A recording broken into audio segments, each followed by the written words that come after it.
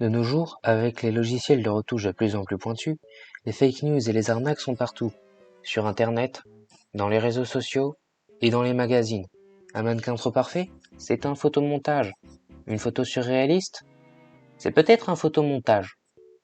Mais comment peut-on faire pour vérifier si une image est authentique? Premièrement, il est possible d'utiliser des logiciels spécialisés comme Tungsten, qui coûtent 50 000 euros. Il faut avoir les moyens, mais ce genre de logiciel est très pointu et analyse automatiquement les différences de qualité, de taux de compression d'image et la cohérence des rayons du soleil. Si vous n'avez pas 50 000 euros à claquer là-dedans, ce qui est compréhensible, il existe des logiciels et des sites gratuits comme Photoforensic. Cependant, ce genre de logiciel demande de l'entraînement et une certaine technique pour en extraire des images compréhensibles. Avant d'utiliser ce genre d'outil, on peut effectuer une rapide vérification pour repérer les retouches les plus grossières. On peut vérifier la cohérence entre les ombres et les sources de lumière, et vérifier les détails de l'image susceptibles de cacher des incohérences, comme des boucles d'oreilles asymétriques, des yeux qui ne regardent pas au même endroit ou qui ne sont pas de la bonne couleur.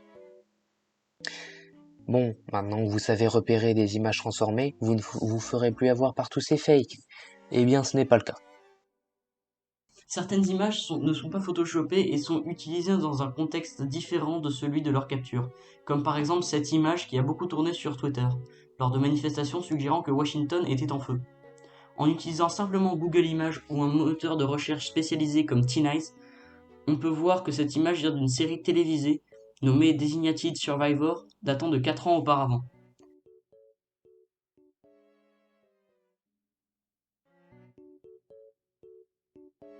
Mais pourquoi les photos sont-elles truquées?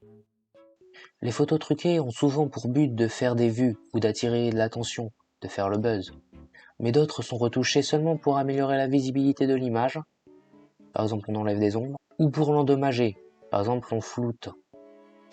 C'est le métier des retoucheurs de modifier des images pour des entreprises, sauf que ce soit pour embellir ou détourner les propos d'une image. Les retouches sont omniprésentes et ont toujours un but spécifique.